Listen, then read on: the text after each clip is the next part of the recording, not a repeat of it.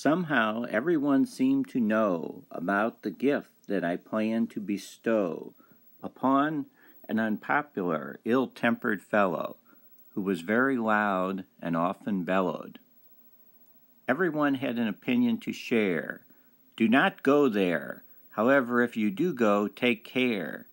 The man is selfish, petty, and mean, by far the worst person we've ever seen. Girl Scouts selling cookies he chases away. If you park in his spot, he'll make you pay. If you disagree with him, he'll ruin your day.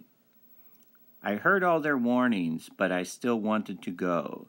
Perhaps I was foolish. I do not know. I was determined to go there. I could not be deterred. The cynics, skeptics, and doubters need not say a word.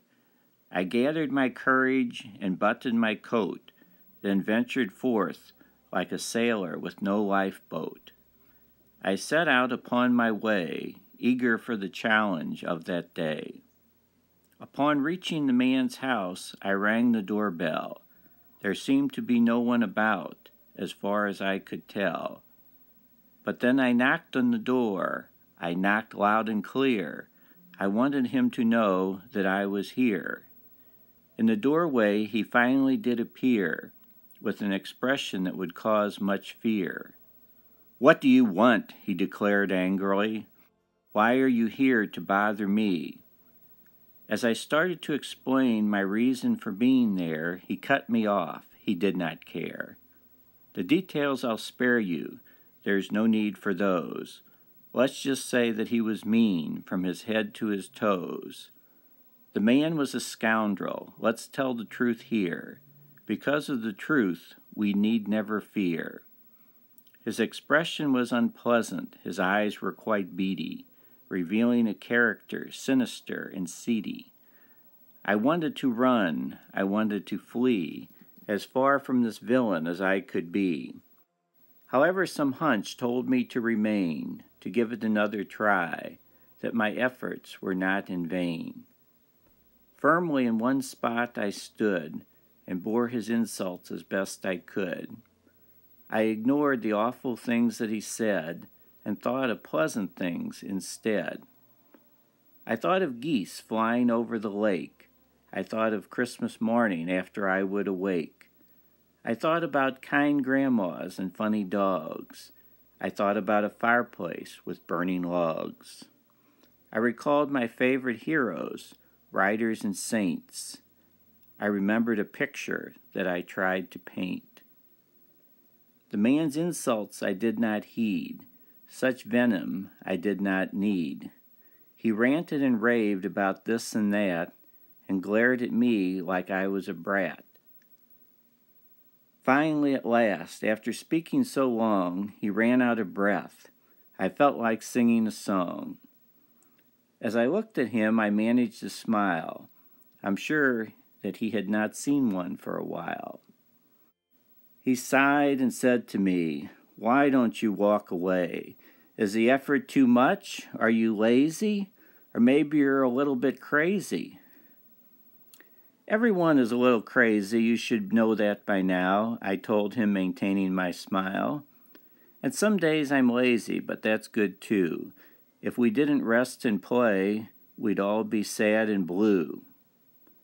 "Get to the point, I don't have all day," the man said, stamping his feet, his face turning as red as a beet. Before he exploded, I replied, "The point, sir, is that I want nothing from you, not your money nor possessions, nothing at all. That is not why I came to call. In fact, I'm here to give you a gift. Perhaps it will give your spirit a lift." I held up the present that he had not previously seen, and in his eyes there appeared a wondrous gleam.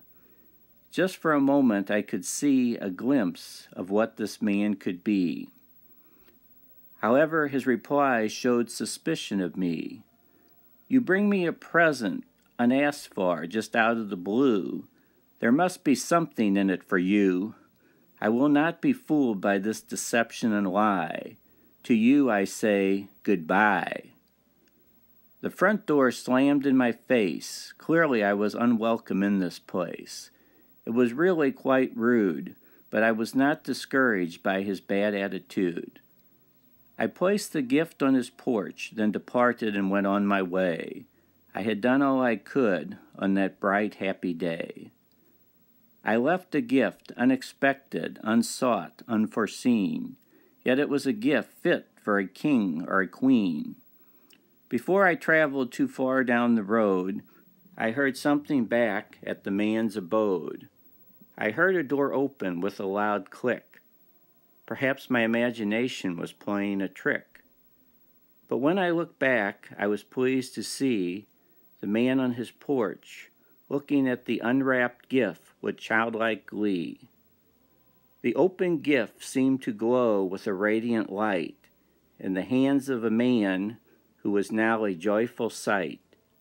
He appeared to have mysteriously been made whole, with charity and generosity filling his soul.